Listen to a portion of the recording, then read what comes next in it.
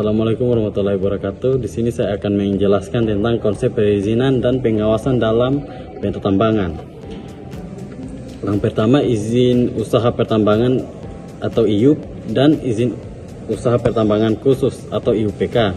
IUP adalah izin yang diberikan untuk melakukan usaha pertambangan pada wilayah yang telah ditentukan. Sementara IUPK diberikan untuk pengelolaan wilayah yang menjadi prioritas IUP nasional. Pemberian izin ini mengikuti proses evaluasi teknis dan administratif yang ketat untuk mencegah penyalahgunaan. Yang kedua, sistem pengawasan dan penegakan pemerintah.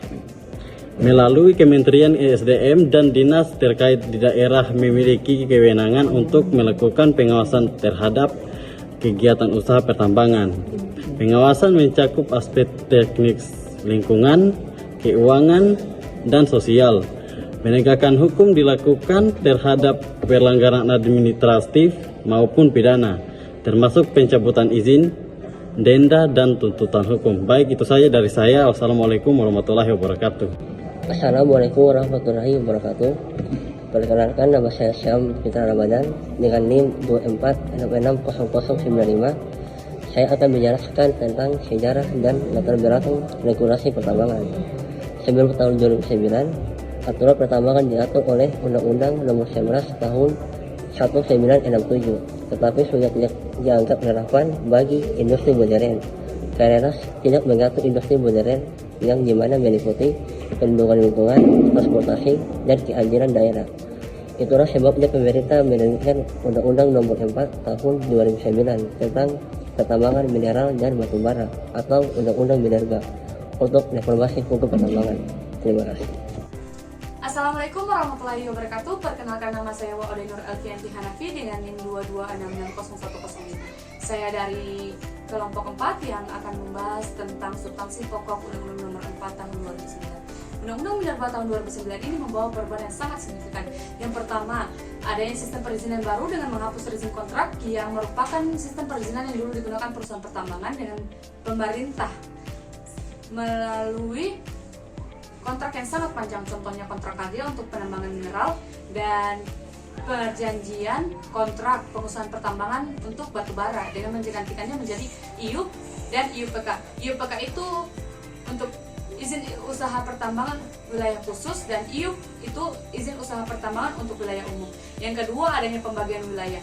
Pemerintah membagi wilayah pertambangan menjadi wilayah izin usaha pertambangan untuk umum dan wilayah izin usaha pertambangan untuk khusus, yang diatur oleh peraturan yang dapat mengelola pertambangan menjadi terorganisir sesuai dengan potensi dan karakteristik wilayah tersebut. Yang ketiga, adanya kewenangan pemerintah pusat dan daerah.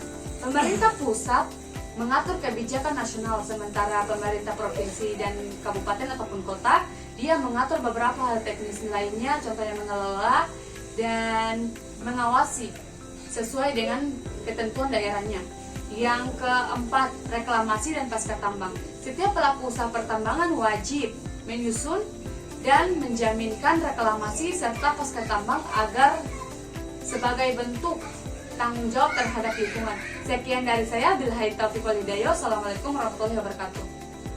Halo guys, Assalamualaikum warahmatullahi wabarakatuh. Perkenalkan, nama saya Sarmilah dengan NIM 24660004. Di sini saya akan menjelaskan materi tentang regulasi turunan dan implementasinya.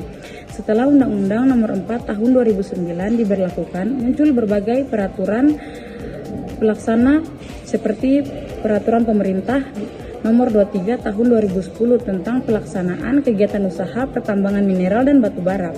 Peraturan Menteri ESDM Nomor 26 Tahun 2018 dan Peraturan Menteri ESDM Nomor 7 Tahun 2020 yang mengatur tata cara pemberian wilayah dan izin pertambangan.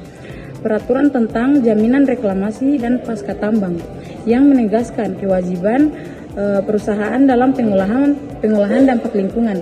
Meski demikian, implementasi peraturan ini seringkali menghadapi hambatan, terutama dalam koordinasi pusat daerah. penumpukan izin bermasalah, dan lemahnya penegakan hukum terhadap tambang ilegal. Sekian dari saya. Wassalamualaikum warahmatullahi wabarakatuh. Assalamualaikum warahmatullahi wabarakatuh. Perkenalkan, nama saya Laryani dengan NIM 246600099. Jadi di sini saya akan membahas mengenai revisi regulasi Undang-Undang Nomor 3 Tahun 2020. Jadi undang-undang ini merupakan revisi secara menyeluruh dari Undang-Undang Minerba sebelumnya. Dalam hal ini adalah Undang-Undang Nomor 4 Tahun 2009. Dan didapatkan beberapa poin penting perubahan, yaitu pertama, ada perpanjangan IUP dan IUP PK otomatis. Jadi bagi pemegang izin yang memenuhi syarat, perpanjangan tidak lagi memerlukan kontraktual ulang. Artinya apa? Ketika kita ingin melakukan perpanjangan izin, tidak perlu lagi melakukan peninjauan kembali terhadap isi dan kesesuaian kontrak. Namun jika sudah memenuhi syarat, maka secara otomatis bisa dilakukan perpanjangan izin. Kemudian kedua, ada hilirisasi dan nilai tambah. Jadi diwajibkan adanya pengolahan dan pemurnian hasil tambang di dalam negeri atau smelter guna untuk meningkatkan nilai tambah dan industrialisasi. Artinya bahwa di sini pemerintah mewajibkan adanya pengolahan dan pemurnian hasil tambang di dalam negeri seperti pembangunan smelter dengan tujuan untuk meningkatkan nilai tambah dan mendorong proses industrialisasi. Selanjutnya ada sentralisasi kewenangan. Jadi pemerintah pusat itu kembali menjadi pemegang utama kewenangan pengolahan tambang, mengurangi peran pemerintah daerah. Artinya di sini kewenangan yang memang dulu pemerintah daerah juga mengambil alih, tapi di undang-undang ini pada semua kewenangan ini difokuskan atau dikhususkan kepada pemerintah pusat. Kemudian selanjutnya terakhir ada peningkatan sanksi, termasuk sanksi administratif, pidana, dan pencabutan izin. Jadi di undang-undang ini ditegaskan kembali bahwasanya adanya sanksi yang lebih tegas, terutama sanksi administratif, pidana, dan pencabutan izin bagi siapa saja pelaku usaha yang nantinya melanggar ketentuan. Mungkin itu sekian dari saya. Sekian dan terima kasih. Wassalamualaikum warahmatullahi wabarakatuh. Assalamualaikum warahmatullahi wabarakatuh. Perkenalkan, nama saya Aldi, NIM saya 24660002. Saya membahas tentang pengaruh Undang-Undang Cipta Kerja UUD nomor 11 tahun 2020 ini sebagai dari reformasi birokrasi dan investasi. Undang-Undang Cipta Kerja mengubah sistem perizinan pertambangan menjadi lebih terpusat dan terintegrasi melalui online single submission atau disingkat OSS. Beberapa dampak utamanya, yang pertama, penyederhanaan proses perizinan. Pengusaha cukup mengurus izin secara digital melalui OSS. Yang kedua tentang penguatan peran pusat. Pemerintah pusat menjadi penentu utama dalam pemberian izin, sementara daerah berperan sebagai pelaksanaan dan pengawas teknis. Yang ketiga, kepastian investasi dalam iklim usaha. Ini dapat diharapkan mengacu dan mempermudah investasi tambang, khususnya dalam proyek hilirisasi dan pembangunan smelter. Sekian dari saya. Wassalamualaikum warahmatullahi wabarakatuh. Assalamualaikum warahmatullahi wabarakatuh. Perkenalkan, nama saya Rifan Basrudin dengan NIM 246600109. Sini saya akan membahas materi tentang tantangan aktual dan isu strategis. Yang pertama itu tambang ilegal dan penambangan tanpa izin, yaitu PETI. Kegiatan ini masih marak dan menyebabkan kerugian negara serta kerusakan lingkungan. Yang kedua itu tumpang tindih perizinan dan lahan. Terjadi konflik antara izin tambang dengan kawasan hutan, wilayah adat atau tata ruang daerah. Yang ketiga itu kelemahan dan pengawasan penegakan hukum. Masih banyak pelanggaran yang tidak ditindak tegas karena minimnya kapasitas pengawasan. Keempat itu dampak sosial dan lingkungan yang meliputi pencemaran, konflik lahan, dan kerusakan lingkungan menjadi sorotan publik yang terus meningkat. Sekian dari saya. Wassalamualaikum warahmatullahi wabarakatuh. Assalamualaikum warahmatullahi wabarakatuh. Perkenalkan, nama saya Rafli Jai Suharto dengan NIM 246600006. Saya akan menjelaskan tentang evaluasi dan proyek regulasi pertambangan ke depan. Ya, kita mulai saja.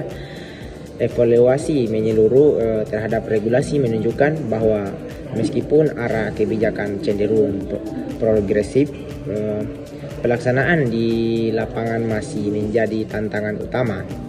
Oleh karena itu, prospek ke depan perlu diarahkan pada satu, penguatan koordinasi pusat daerah, contohnya melalui sistem tata kelola yang terintegrasi dan partisipatif. Dan kedua, digitalisasi dan transparansi sistem OS dan pelaporan daring perlu terus disempurnakan. Dan ketiga, perlindungan lingkungan dan komunitas lokal, contohnya seperti regulasi harus menjamin keadilan ekologis dan sosial. Dan yang terakhir, penegakan hukum yang tegas, seperti tidak ada toleransi bagi pelanggaran terhadap izin lingkungan dan hak masyarakat. Sekian dari saya. Wabillahi wa taufiq wal hidayah. Wassalamualaikum warahmatullahi wabarakatuh.